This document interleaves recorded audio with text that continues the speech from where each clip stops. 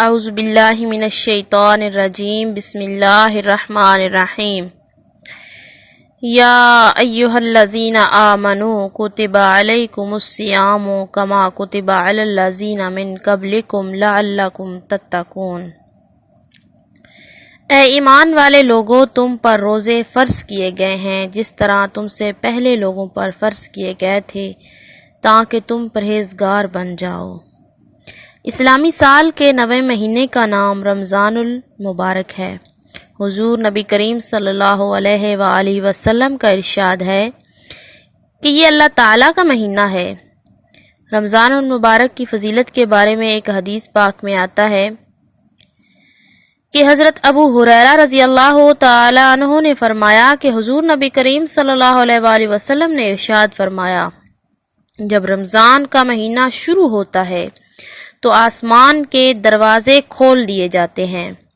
اور ایک اور روایت میں ہے کہ جنت کے دروازے کھول دیے جاتے ہیں اور جہنم کے دروازے بند کر دیے جاتے ہیں اور شیاطین زنجیروں میں جکڑ دیے جاتے ہیں۔ ایک اور روایت میں آتا ہے کہ رحمت کے دروازے کھول دیے جاتے ہیں۔ حضرت سلمان فارسی رضی اللہ تعالی عنہ فرماتے ہیں کہ پیارے نبی محمد مصطفیٰ صلی اللہ علیہ وآلہ وسلم نے شعبان کے آخر میں واعظ فرمایا، اے لوگو، تمہارے پاس عظمت والا برکت والا مہینہ آیا،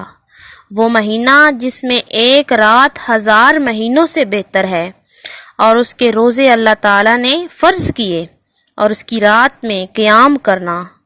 نفل قرار دیا ہے۔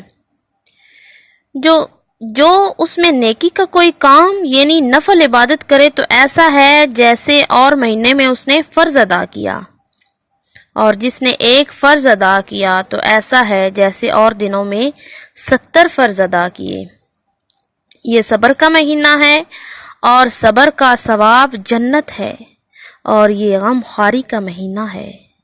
یعنی انسان اپنی زندگی میں جو اس نے گناہ کیے ہوتے ہیں ان پر شرمندہ ہوتا ہے، دکھی ہوتا ہے، اور اپنے رب سے اپنے گناہوں کی معافی مانگتا ہے۔ اور اس مہینے میں مومن کا رزق بڑھا دیا جاتا ہے، اور جو اس میں روزہ دار کو افطار کرائے اس کے گناہوں کے لیے مغفرت ہے، اور اس کی گردن جہنم سے آزاد کر دی جائے گی، اور اس میں افطار کرانے والے کو ویسا ہی ثواب ملے گا جیسا روزہ رکھنے والے کو ملے گا، بغیر اس کے ثواب میں کچھ کمی واقع ہو۔ ہم نے عرض کیا، اے اللہ کے نبی، ہم میں سے ہر شخص وہ چیز نہیں پاتا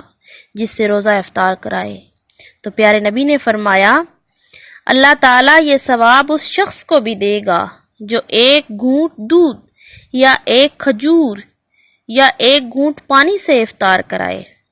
اور جس نے روزہ دار کو پیٹ بھر کر کھانا کھلایا اس کو اللہ تعالیٰ میرے حوض سے سیراب کرے گا، کبھی پیاسا نہ ہوگا یہاں تک کہ جنت میں داخل ہو جائے گا۔ یہ وہ مہینہ ہے کہ اس کا پہلا حصہ رحمت ہے، اس کا درمیانی حصہ مغفرت ہے، اور اس کا آخری حصہ دوزخ سے آزادی ہے۔ اور جو اپنے غلام پر اس مہینے میں تخفیف کرے گا یعنی کام لینے میں کمی کر دے تو اللہ تعالیٰ اسے بخش دے گا اور جہنم سے آزاد فرمائے گا۔